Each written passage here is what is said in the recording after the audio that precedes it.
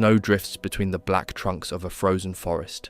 Somewhere in the distance, an MG-42 rattles and fades, leaving only the wind. Out of the tree line steps a figure, helmet shrouded, face wrapped in cloth, patterned like dead leaves. For a moment he seems less like a man than part of the landscape itself. In the great wars of the 20th century, no army tried harder to erase the human outline than Germany's Waffen-SS. Their soldiers fought as shadows, silent, masked, and anonymous. What began as a technical search for concealment became something far more complex, an attempt to craft an elite that looked unlike any other on Earth. This is the story of how camouflage, psychology, and ideology converged to create what Allied soldiers called the faceless enemy. Were these garments merely the products of military science, or symbols of a darker transformation, warriors who sought to vanish from humanity itself? The idea that appearance could serve ideology ran deep inside Heinrich Himmler's SS. He imagined his order not simply as soldiers, but as living propaganda, disciplined, uniform, and distinct from the regular army. Every button, every insignia, every shade of cloth carried meaning. Yet, in the mid-1930s, a few within his organization began to look beyond parade ground polish toward the science of invisibility. The driving figure was Wilhelm Brandt, an officer of the Waffen-SS responsible for development of uniforms and equipment. Brandt wanted a new field garment that could break up a man's outline under fire. To achieve it, he turned not to a soldier, but to an artist, Johann Georg Otto Schick, a Munich art professor who had studied color theory and the behavior of light on natural surfaces. Schick's assignment in 1935 was deceptively simple: design patterns that would make a human body disappear in the European landscape. He spent months photographing woods and meadows under different seasons, measuring how foliage scattered sunlight. From that research came the first printed patterns, irregular clusters of green, brown, and tan that mimicked shadow and depth. They were painted on smocks used by SS Verfügungstruppe troops for field trials and later transferred onto rolls of cloth using screen printing plates, an innovation unheard of in other armies at the time. The earliest versions, Platenenmuster, Plane Tree, Palmenmuster, Palm, and Rauchtarnmuster, Smoke, looked almost artistic, their overlapping shapes designed to blur at a distance.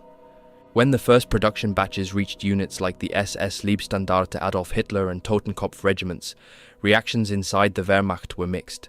To traditional officers, the patterns seemed wasteful and unmilitary. To younger commanders, they promised a genuine tactical edge. By the invasion of Poland in 1939, small numbers of SS troops were already fighting in the new camouflage smocks, while the regular army remained in field grey. Observers noted how these troops seemed to vanish among hedgerows and forests where others stood out. The contrast gave the Waffen-SS a visual identity that no other German formation possessed, a literal separation between the regime's political army and the old military order. Throughout the early war years, Schick continued refining his designs. Laboratory work at the SS Hauptamt in Berlin tested new dyes for resistance to sunlight and moisture. The goal was scientific precision, colors that changed tone under different lighting, patterns that worked from both near and far. By 1941, the Waffen-SS had created a system of camouflage far ahead of its time: smocks, helmet covers, and tent cloaks, all printed from related templates, so that man and equipment blended together. It was a fusion of art and engineering, yet behind the beauty of Schick's work lay a brutal purpose. The same organization that obsessed over pattern and tone was already preparing for ideological war in the East. Concealment was no longer just a means of survival. It was part of an ethos: speed, surprise, annihilation. The Waffen-SS were to appear from nowhere, strike, and disappear again. By 1942, reports from the front confirmed the advantage. Soviet troops on the Volkhov front complained of men in leaves, who were impossible to see until they fired. In France and the Balkans, partisans described ambushes by soldiers who seemed to materialize out of fields. Even the German high command took notice. The Wehrmacht soon adopted its own splinter and later Sumpfmuster patterns, direct imitations of Schick's experiments. Still, the Waffen-SS guarded its designs closely. Each batch of cloth was printed at controlled factories in Ravensbrück and Dachau, and production codes were recorded like classified documents. The patterns were treated as intellectual property of the SS, a mark of status. Within the ranks, receiving a camouflage smock became a badge of belonging to the elite. As the war expanded, the visual distinction grew starker. In 1943, new reversible uniforms appeared, one side patterned for summer forests, the other plain white for snow. They debuted with the 5th SS Division wicking on the Eastern Front, where blizzards and frozen light made ordinary clothing stand out like targets. For the first time, soldiers could adapt their appearance to the season itself. The effect was revolutionary. From a distance, a line of SS troops advancing through birch trees seemed to melt into the landscape, only the glint of weapons betraying movement. Allied intelligence reports later noted that the combination of camouflage and discipline gave these formations an almost supernatural reputation. They appear and vanish like ghosts. By late 1943, Schick's department was operating as a full research institute under the SS Wirtschaftsverwaltungshauptamt. Technical drawings from this period show experimental blur effects, attempts to simulate motion through irregular geometry, concepts that would not re-emerge until NATO studies in the 1970s. Yet even as the science advanced, Germany was sliding toward ruin. The resources poured into perfecting these designs stood in stark contrast to the collapsing reality of the war. The irony was clear. The Waffen-SS, born to embody the ideology of strength and visibility, had turned itself into an army of concealment. Their camouflage was both shield and symbol, proof of innovation, and a mask for the brutality it served. In trying to master invisibility, they had begun to erase more than their outlines. They were erasing the man beneath. By 1940, the new camouflage was no longer an experiment confined to a few research smocks. Field trials in Poland and France had convinced Wilhelm Brandt that the concept worked. Orders went out for broader issue across the expanding Waffen-SS production centers at Dachau and Ravensbrück, printed the fabrics in long bolts, the same screens that Johann Georg Otto Schick had refined through his optical tests. The first full shipments reached the Leibstandarte, Totenkopf and Das Reich divisions during the campaigns in the West. From a distance they looked nothing like the field grey masses of the regular army. They moved as shifting fragments of earth and foliage, their shapes dissolving at the edge of sight. The effect was deliberate. For Himmler's organization, uniform was ideology made visible. Each part of the outfit was designed to mark the wearer as belonging to a new order that served the regime directly rather than the state. Where the Wehrmacht carried the sober traditions of Prussian grey, the Waffen-SS projected an image of modernity and menace.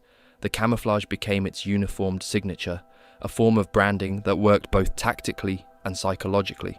By 1941, as Germany prepared to invade the Soviet Union, the camouflage system expanded. The Wicking Division, formed from German and foreign volunteers, received new stocks of smocks printed in the plane tree and oak leaf patterns. SS Nord, stationed in Finland, tested early reversible parkas with a white winter side and a woodland reverse. These garments were cut loose to slip over standard tunics, allowing quick adaptation to terrain. Helmet covers followed, simple elastic-bound pieces that turned the smooth steel dome into a broken silhouette. Zeltbands, the triangular tent cloaks issued since the 1930s, were reprinted in matching patterns so that a soldier's shelter half and his uniform could merge visually into a single field of color. The innovation was not only aesthetic. Combat reports from the first months of Operation Barbarossa mention that small SS detachments often disappeared entirely once prone in the grass. Soviet after-action notes from the Baltics and the Ukraine described leaf-clad machine gunners whose positions were impossible to locate until they opened fire. To the enemy they seemed like an extension of the landscape itself, and that confusion bought seconds, often enough to decide an engagement. Behind the front, the system of production grew complex. Camouflage cloth was expensive. Each pattern required multiple silkscreen plates and precise chemical dyes. Wartime shortages forced constant improvisation. Factories used whatever pigments remained available, which explains the wide variation in surviving examples, from deep forest green to faded ochre. Units in the field sometimes over-dyed, captured Wehrmacht smocks, or cut tent sections into helmet covers.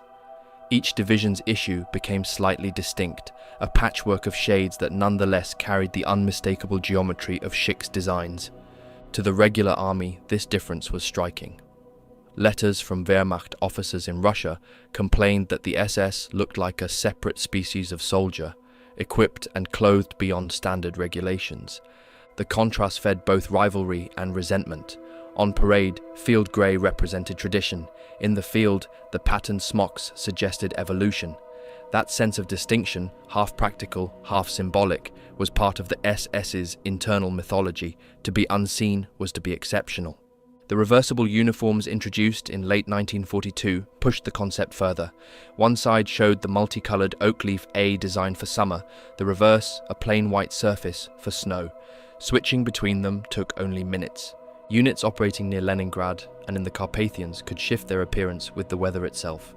Photographs from the winter of 1943 show entire companies as blank white silhouettes against the snow, rifles wrapped in cloth, faces veiled to prevent the vapor of breath from revealing position. When the thaw came, they turned the garments inside out and re-entered the forest almost invisible. Every element of the outfit was meant to interlock. Smock, helmet cover and zeltbahn formed a continuous field of pattern. Boots and gloves were dulled with mud or charcoal. The result was not uniformity in the parade sense, but a kind of living camouflage net. It changed how these troops moved and fought. Training manuals instructed soldiers to exploit their clothing, approach by crawling, use shadow, never break the skyline. Concealment became doctrine. From the Allied perspective, the visual impact was unsettling.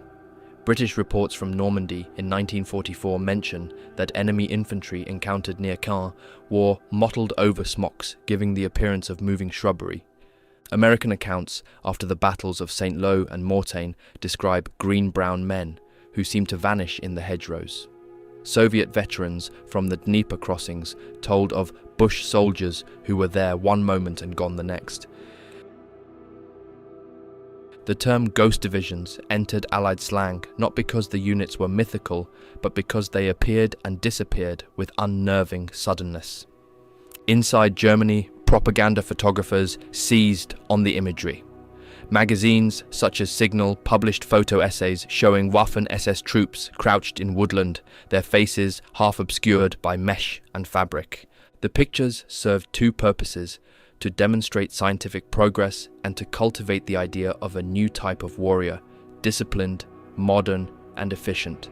Whether readers saw beauty or menace depended on perspective, but the effect was undeniable. The camouflage had become the visual shorthand for the organization itself. By 1943, the research group in Berlin catalogued more than 20 distinct print variations, each adjusted for factory limitations or regional terrain. New patterns like Erbsenmuster, the P-dot, appeared in that year's production runs. It used dense clusters of small dots to disrupt shape at close range, a concept derived from Schick's optical tests with blurred backgrounds. Though late to reach the front and seldom reversible, it represented the last stage of a program that had started with artistic observation and ended with mathematical precision. Yet every success exposed new contradictions. Camouflage made soldiers harder to see, but it also stripped them of individuality.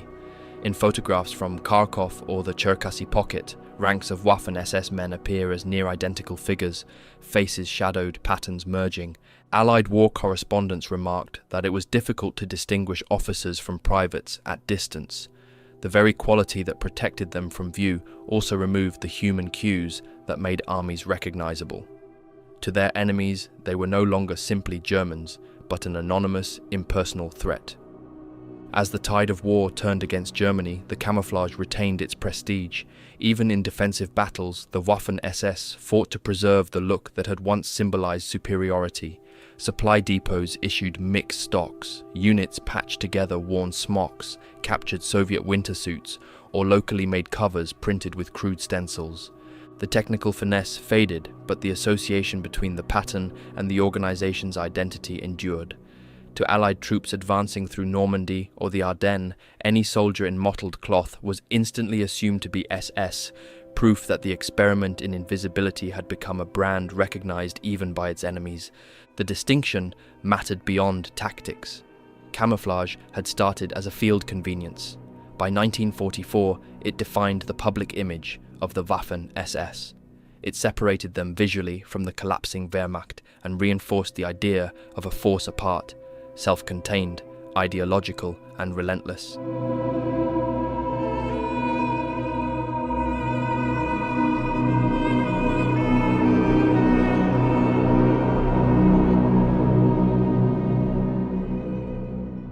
That perception would survive the war long after the factories that printed the patterns lay in ruins.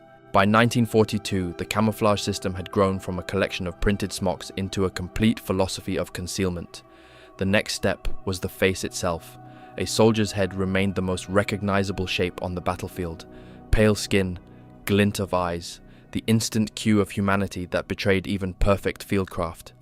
German designers approached the problem with the same methodical precision they had applied to cloth. The result was a range of coverings, face veils, sniper masks, mosquito nets, and winter hoods that completed the transformation of man into environment. The most distinctive of these was the Gesichtsschleier, literally face veil.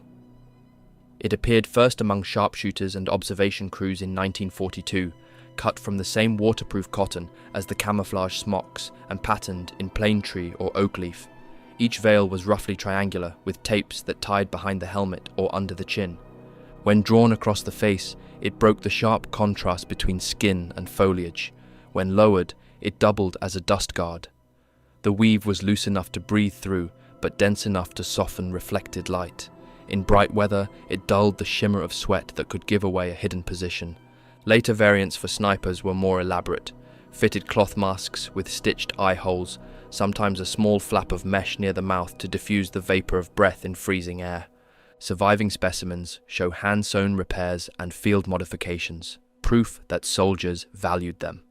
In the archives of the Bundeswehr Museum in Dresden, one such mask bears 2 layers of cloth, the outer oak leaf a print and a white inner panel for winter reversal, a practical example of how the SS tried to make one object serve multiple terrains.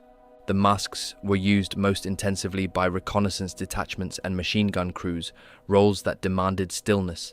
An MG-42 nest firing from concealment could not afford to flash metal or movement. A veil helped the gunner merge into the shadow of the weapon itself. On the long northern fronts, where sunlight glittered on snow and ice, the covering served another role entirely: protection against reflection, blindness. Units of SS Nord in Finland and the 6th SS Gebergs Division in Norway received snow-white hoods with narrow eye slits, their breath freezing instantly around the fabric. Photographs taken near Kandalaksha show rows of sentries in these hoods, motionless in the half-light, their rifles resting on ice blocks, soldiers reduced to shapes. Elsewhere, the same item solved a different problem. In the marshlands of the southern Ukraine and along the Dnieper, insects were constant.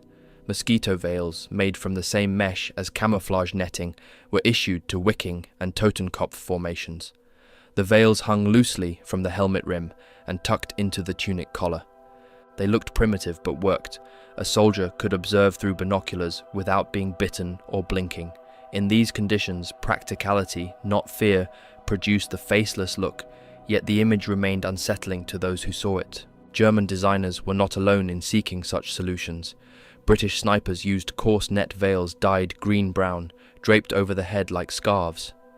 The Red Army distributed plain white balaclavas for winter fronts and light gauze wraps for summer. Finnish ski troops wore improvised linen masks against frostbite. But the Waffen-SS differed in treating these pieces as part of an integrated visual system. Helmet cover, smock, veil, and zeltbahn all shared one pattern and palette. The soldier was intended to appear not as a man in a mask, but as a fragment of terrain, each layer mathematically harmonized with the next. Within the Waffen-SS, this attention to concealment entered Doctrine. Field manuals printed in 1943 instructed men to use the natural shape of the ground, the shadow of the tree, and the cloth of the body as one whole. Illustrations showed masked figures lying beside their own camouflage netting, the human outline dissolving completely. The instruction was almost artistic, an echo of Schick's early sketches, but the result on the battlefield was impersonal. Allied accounts from Italy and the Eastern Front note the effect. A British report after the battle for the Anzio bridgehead described camouflaged infantry wearing netted hoods and veils that rendered faces invisible until capture. Soviet reconnaissance near Narva recorded shooters in rags of leaf colors, whose eyes were the only visible part of the body. None of these reports attributed supernatural qualities to the enemy, but the consistent language, ghosts, shades, phantoms, shows how concealment and psychology intertwined. Production records from 1943 list face veils as a minor but regular issue item, roughly 1 for every 10 smocks. They were stitched in small workshops rather than mass factories, cut from offcuts of patterned cloth to minimize waste. When shortages hit, units improvised. A photograph from the 12th SS Panzer Division Hitlerjugend in Normandy shows a young machine gunner wearing a veil fashioned from the torn edge of a Zeltbahn. Another image from the Kharkov sector shows a sniper using gauze from a first aid kit dyed with coffee to match his surroundings. These adaptations were practical responses to scarcity, but they also show how deeply the idea of facial concealment had entered field culture. As the war dragged on, entire winter suits appeared with sewn-in hoods that closed over the mouth and chin, merging the face mask with the parka itself. Reversible white and camouflage smocks became standard issue by late 1943, giving soldiers a uniform that could be turned inside out depending on season. The design was copied from experiences on the Volkhov and Demyansk fronts, where unbroken snowfields made ordinary field grey suicidal. The logic was consistent: eliminate contrast, erase identity, survive. The material of these masks was functional rather than experimental. Cotton and viscose blends treated with water-repellent compounds gave durability while retaining print clarity. Breath holes reinforced with metal eyelets prevented the cloth from icing over. In warm climates, lighter mesh was used. In cold zones, double layers provided insulation. Each adaptation reflected the increasingly fragmented nature of the German war economy. Units drawing on whatever regional suppliers could still deliver cloth, it produced an array of local variations, some coarse, others almost surgical in precision. What united them was the effect. A column of troops moving through woodland in full camouflage, faces shrouded, looked impersonal even to their own comrades. War photographers from the SS Kriegsberichte companies captured this eeriness in dozens of surviving negatives, men crouched behind trees, the line of a jaw or cheek entirely missing, eyes reduced to 2 dark voids. These were documentary photographs, but later generations would mistake them for propaganda because of their composition. The camera had captured the perfect metaphor for the period, technology and ideology combining to efface the individual. In this way, the mask became a symbol larger than its practical function. To the men who wore it, it meant concealment from bullets and weather. To those who saw it, it suggested the disappearance of the person beneath. The same piece of cloth could represent safety, efficiency, or menace depending on perspective. That dual meaning is what historians still debate, whether the faceless appearance of German troops in camouflage was merely a technical innovation or part of a broader psychological weapon. Compared with other nations, the German system was the most deliberate in design and imagery. British and American forces eventually introduced their own patterned uniforms, but they remained recognizably human, khaki and olive shapes with exposed faces. The Soviet army relied on mass and firepower rather than personal concealment. Only the Waffen-SS turned the entire figure into an optical experiment. Even late in the war, when resources failed, soldiers painted faces with mud or soot to mimic the earlier masks. The habit outlasted the organization itself.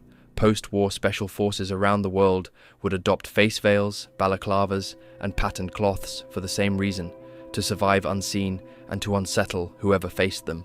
By 1944, the faceless look was fixed in the imagination of friend and foe alike. For Allied infantry advancing through hedgerows or snow, any glimpse of mottled cloth and masked faces meant elite opposition. For the German soldier, the veil was both protection and identity, an emblem of belonging to a force that measured value by invisibility. It was here, in the frozen trenches of the Eastern Front and the bocage of Normandy, that a practical object began to acquire symbolic weight, the moment when camouflage crossed the line from utility to myth. By 1943, the Waffen-SS no longer needed propaganda to announce its presence. The sight of patterned smocks or veiled faces carried its own weight. In battle reports and prisoner interrogations, the same words recur: unseen, sudden, silent. The image of the faceless soldier had begun to shape how opponents thought and behaved long before a shot was fired. On the Eastern Front, Soviet troops learned to associate the new camouflage with ambushes. During the spring battles around Kharkov, formations under Paul Hauser's 2nd SS Panzer Corps, Leibstandarte, Das Reich and Totenkopf used forested ground to stage sudden counterattacks. Red Army intelligence summaries from March 1943 noted that units in spotted clothing appear from terrain previously believed empty. The description is prosaic, but the psychological effect was real. Soldiers who had faced grey-clad infantry in 1941 now fought opponents who seemed to materialize from nowhere. Accounts collected later by Soviet historian A. Zaleski include complaints that even dead camouflaged soldiers were hard to find among the leaves, an unnerving detail that entered folklore among frontline troops. The phenomenon repeated in Italy. When Karl Wolff's SS police divisions were redeployed to the Apennines, partisans reported green men with covered faces. The mountainous terrain amplified echo and confusion. Small SS patrols used that to exaggerate their numbers, firing from several angles and withdrawing unseen. British liaison officers, attached to Italian partisan groups, sent reports to Cairo describing the psychological terror these raids created. Villages emptying at the rumour of a few masked men. In the West, the Normandy campaign provided a new audience for the same effect. The 12th SS Panzer Division Hitlerjugend, commanded by Kurt Meyer, entered combat wearing reversible smocks and helmet covers in Oakleaf B. Allied intelligence bulletins from July 1944 described these troops as mottled and hard to distinguish at distance. American units meeting them for the first time at Caen mistook isolated sections for entire companies. The camouflage worked technically, but its real power was psychological. Allied soldiers spoke of SS ghosts in the hedgerows. Canadian war correspondent Ross Munro wrote that the enemy came out of the ditches like phantoms, faces streaked or hidden behind mesh, the machine gun already leveled. Commanders understood this reaction and used it deliberately. Hauser's own directives on counterattack stressed timing and surprise. Visibility must be reduced. Suddenness is the decisive weapon. The phrase echoed Schick's earlier design philosophy, the idea that sight itself could be manipulated. By 1944, the Waffen-SS had turned that idea into doctrine. Psychological warfare extended beyond camouflage.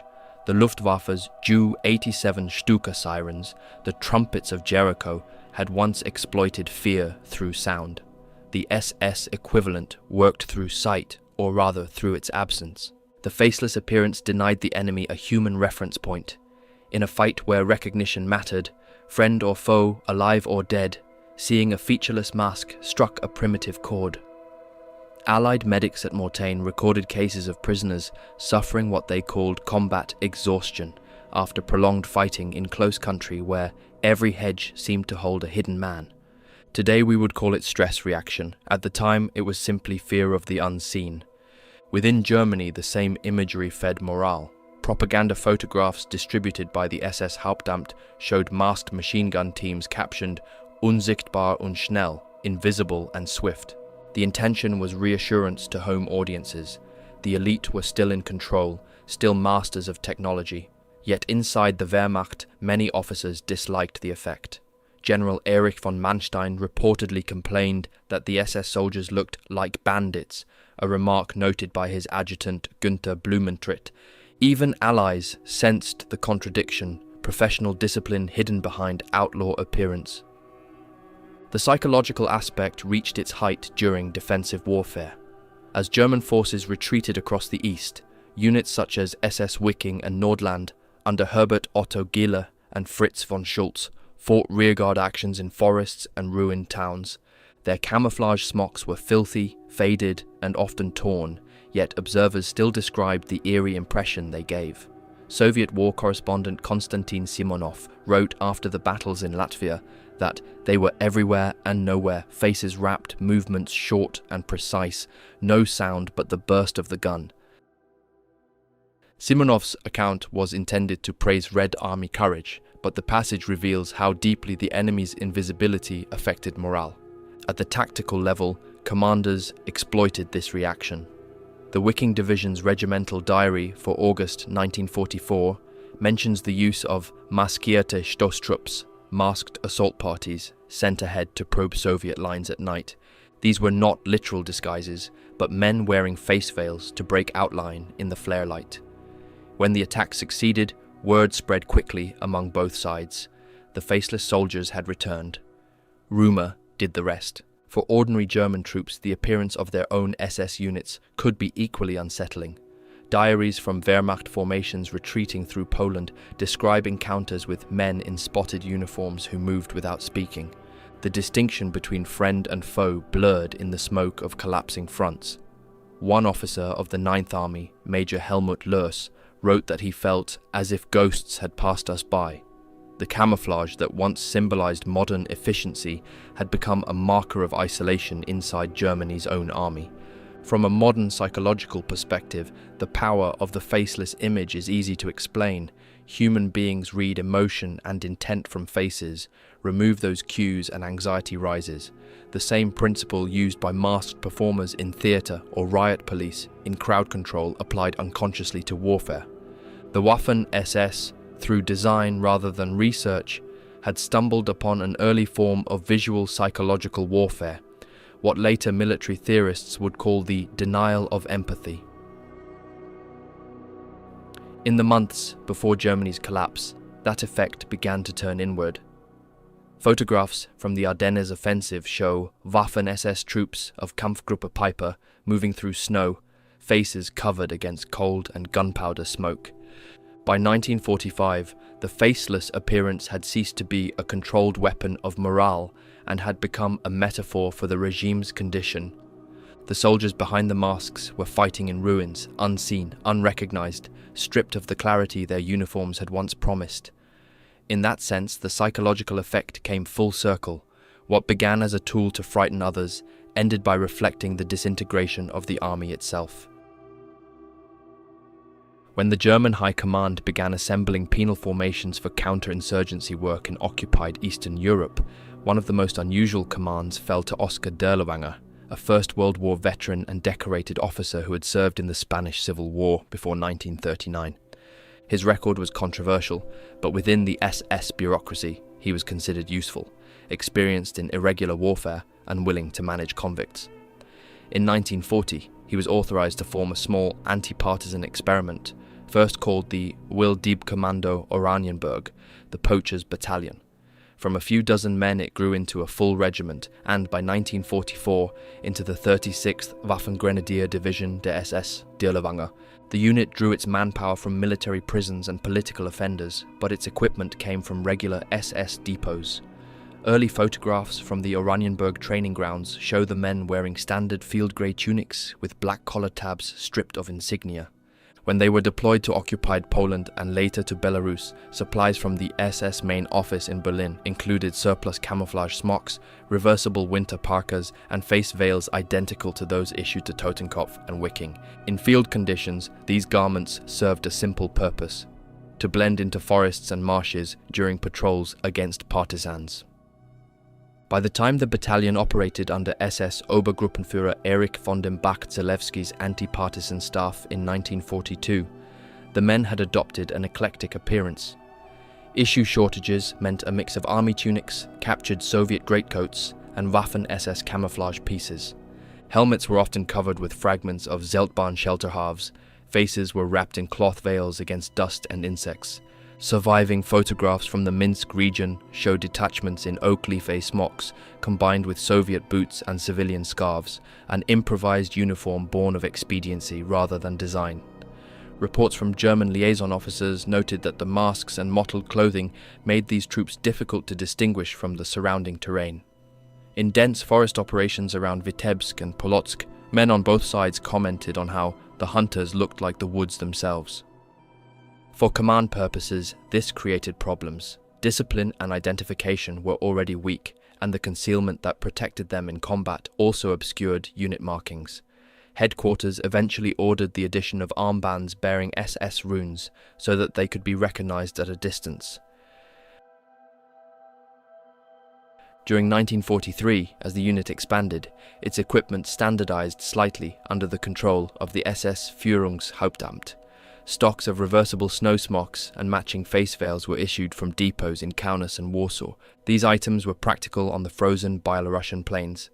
The outer camouflage side for wooded areas, the white inner side for patrols across open snow.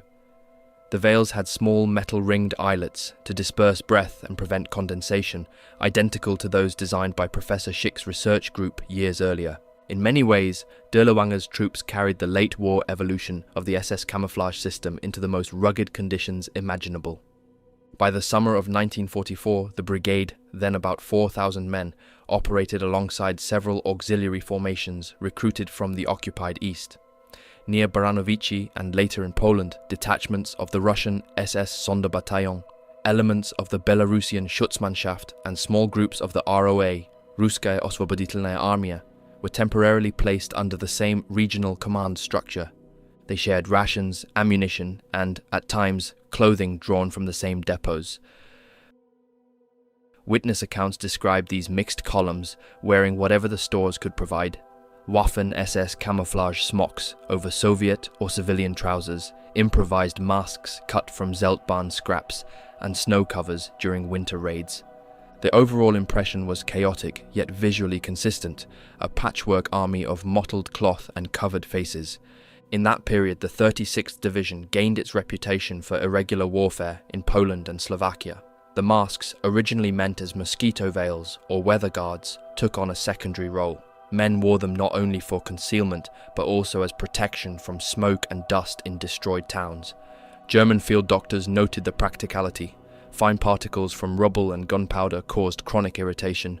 Cloth wraps reduced it. The visual effect, however, was disturbing. Anonymous figures moving through ruins, eyes hidden behind patterned cloth. War correspondents avoided photographing them closely. The images that survive are distant, grainy, and often miscaptioned. When De Luange's formation was reorganized as a full SS division in late 1944, its supply chain improved briefly. New camouflage stocks arrived from the Cottbus and Königsberg depots, including the latest Erbsenmuster, P-Dot, pattern. Quartermaster records list shipments of 3,500 smocks and 2,800 face veils. Yet the front was collapsing, and many of these items never reached the troops intact. They reappeared in photographs from Slovakia and Hungary mixed with captured Soviet winter suits, producing a strange hybrid of German and Eastern styles, snow hoods over P-Dot smocks, Red Army boots under SS belts. Throughout this phase, Eastern volunteer contingents continued to serve beside the division. The 14th Waffen-Grenadier Division, der SS, Galicia, mostly Ukrainian, fought separately under SS Oberführer Fritz Freitag but occasionally operated in neighbouring sectors. Soldiers of that formation also received reversible camouflage and winter hoods from the same depots. Soviet reports from the Lviv region in mid-1944 mention Ukrainian troops in German pattern suits and masks. Similar descriptions appear in intelligence notes about Vlasov's ROA detachments in Poland during the final months of the war. These groups, often grouped under local Wehrmacht Corps commands, inherited whatever SS clothing stocks were available. In photographs of mixed German-Russian units near Poznan, the same printed cloth appears on both sides of the line of march, a visual reminder of the chaos of the final year. As the front contracted, De Luange's men and the attached auxiliaries moved through Slovakia into Hungary, fighting small actions along the Hron River. Equipment inventories from February 1945 still list camouflage smocks and face protection cloths among standard kit. Surviving specimens found after the war in Budapest show heavy wear, torn at the seams, patterns almost invisible under soot. They illustrate the technical persistence of the Waffen-SS camouflage system even when the organization itself was disintegrating. After the division's collapse in the spring of 1945, remnants were captured by Soviet and Polish forces near Halbe. Contemporary photographs of prisoners show a jumble of uniforms: field grey, camouflage, Soviet brown, some men still wearing the veils that had defined their appearance. For historians, these fragments became visual evidence of how far the original concept of the elite uniform had decayed. From the artist's laboratory in Berlin to the penal battalions of the East, the same patterned cloth had travelled the full arc of the war. In post-war studies, the Dirlewanger formation stands as a symbol of the regime's desperation rather than of its design ingenuity. Yet, the physical relics, the smocks, masks and hoods found in depots and collections offer a stark lesson in continuity. Even at the extreme margins of discipline, the SS supplied its units with the same camouflage conceived years earlier by Brandt and Schick. The idea of concealment had become institutional habit. Whether worn by frontline panzer grenadiers or by penal troops drawn from prisons, the pattern was the same, the purpose identical: to erase the individual outline in a world dissolving into ruin. Allied bombing had destroyed the printing works at Dachau and Oranienburg. The chemical plants that produced aniline dyes were running on emergency stocks. Quartermasters improvised with whatever fabric remained, mixing shades never intended to appear together. Surviving issue lists from March 1945 read like inventories of collapse: oak leaf cloth, remnants, 700 meters, unprinted drill, unsuitable for dyeing, Soviet tent material, usable if recut. The results were visible at the front. Photographs from the Vistula and Oder sectors show companies dressed in fragments. One man in the new Erbsenmuster P. Another in faded plane tree, a third wearing a captured Soviet cape painted with blotches of green.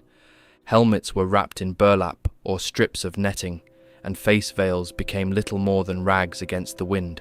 What had begun as a carefully orchestrated visual system ended in a mosaic of survival. Yet the ideas behind it did not die.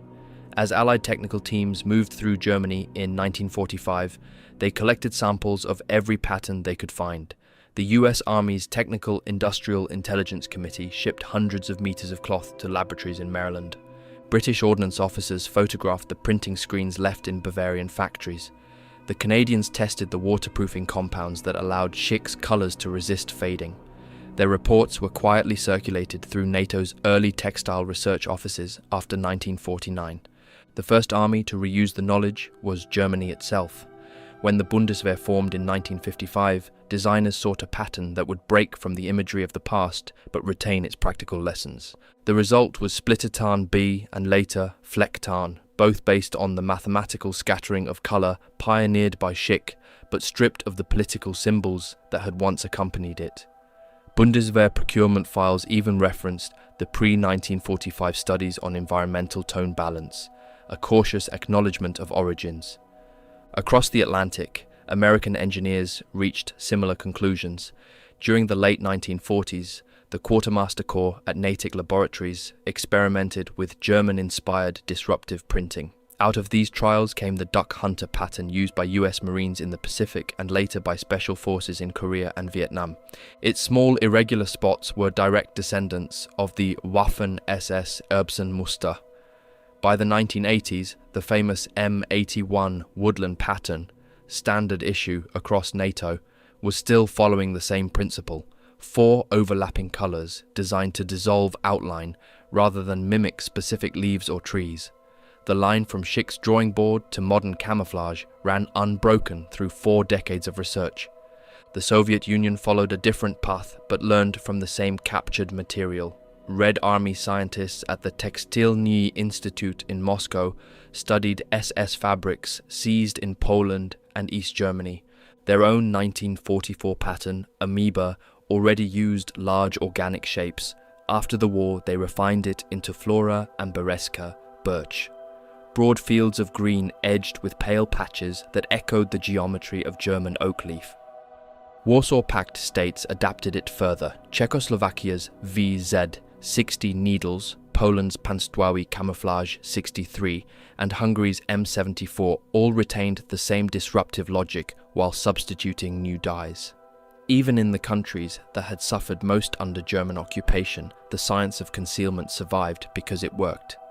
While armies codified these designs, the small details of the SS field kit, the helmet cover, the face veil, the reversible winter hood, also left their mark. The balaclava became standard issue for Soviet and Western troops alike, adopted first for warmth, later for identity protection. British commandos in Malaya and Borneo wrapped net scarves over faces to break the line of the nose and chin. American LRRP patrols in Vietnam painted their skin in mottled tones that duplicated the effect of cloth veils.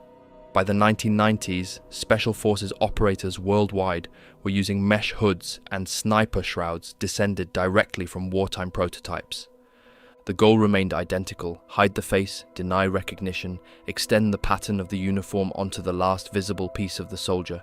Historians often call this the invisible legacy of the Second World War. The technologies that emerged from defeat, printing, waterproofing, optical disruption, became the foundation of global military design. The very looms that printed oak leaf now produced Bundeswehr Flecktarn. French paratroopers in Indochina wore copies of plane tree under the name lizard pattern. The Belgian Army's 1956 jigsaw camouflage was another derivative. Each was a step further from the original, but still bound to its geometry. Even outside the battlefield, the patterns persisted. Civil defense units, forestry services, and later fashion designers borrowed their logic of disruption. What had started as a wartime tool became a visual language of concealment and authority. The irony was unavoidable. An aesthetic born in one of history's darkest conflicts now appeared on parkas and hunting jackets worldwide. Professor Schick, who died in 1945, never saw how widely his theories would travel. Today, military laboratories still follow the same rules he and Brandt established in the 1930s. Break up the outline, blend color to environment, reduce glare, conceal the face. Digital printing and infrared coatings have replaced silk screens and aniline dyes, but the mathematics are unchanged. In every modern camouflage, German Flecktarn, American UCP, Russian EMR, British MTP, the echo of those early experiments remains. The faceless soldier, once confined to the forests of the Eastern Front, has become a permanent figure in the science of warfare. As the 20th century closed, historians reassessed the legacy. The uniforms that once represented ideology now stood as evidence of design evolution. Art turned into function, function into standard. For the men who wore them, camouflage was survival. For the generations that followed, it became the default texture of modern conflict, a reminder that even in defeat, ideas can outlive the armies that created them. In the 1950s, West German films such as 08/15 and Der Stern von Afrika tried to humanize their protagonists, yet still framed the camouflaged figure as anonymous, more uniform than individual. In the East, Soviet directors like Mikhail Rohm and Alexander Dovzhenko filled screens with spectral German invaders, their faces hidden by smoke or cloth, reinforcing a moral boundary between humanity and machine. By the 1960s, Western cinema began to dissect rather than simply condemn. American and British war epics, The Longest Day, Battle of the Bulge, Cross of Iron, reproduced German camouflage with almost ethnographic care. Costume designers consulted surviving uniforms. The leaf patterns reappeared in Technicolor. Viewers who had never seen an SS soldier in life now knew exactly what one looked like, a ghost in mottled green and brown. What had once been a technical device to stay alive in battle had become a cinematic texture of menace. Television deepened the association. News footage from Vietnam and the Middle East, showing soldiers in similar camouflage and veils, echoed the imagery of the 1940s. Journalists reused the vocabulary, shadows in the jungle, faceless fighters. The past and present blurred, camouflage itself came to symbolize modern industrial war. In art, photography and fashion, the pattern traveled further still. French and Italian designers in the 1980s printed plane tree motifs on jackets as statements of irony, unaware that their source lay in Schick's pre-war laboratory. For younger generations, the pattern no longer signified ideology, but anonymity, the same anonymity the soldiers once sought for survival. Museums began collecting both, the wartime smock and its catwalk imitation, as evidence of how visual languages migrate. Historians and filmmakers have continued to debate what the faceless soldier means. To some, the mask and camouflage represent technology overpowering humanity. To others, they reveal how every army eventually erases the individual for the sake of function. Documentaries now use slow pans across empty uniforms or helmets in glass cases, inviting reflection rather than judgment. The fear once created by the sight of a covered face has turned into curiosity about how design, psychology, and ethics intertwine. Archival preservation has played its part. The German Bundesarchiv and museums in Warsaw, Moscow, and Washington display original Waffen-SS camouflage next to Allied equivalents. Visitors stand before the same patterns seen in decades of film, often surprised by how small and muted they are in reality. Under the museum lights, the fabric loses its myth. It becomes history, proof that the image on screen was only a shadow of the real thing. And that brings this video to a close. I hope you found it interesting and learned something new. If you enjoyed it, please consider leaving a like and subscribing. It genuinely helps the channel grow, and I appreciate every one of you who supports the work I do here. Thanks for watching, and I'll see you in the next one. Take care, and goodbye for now.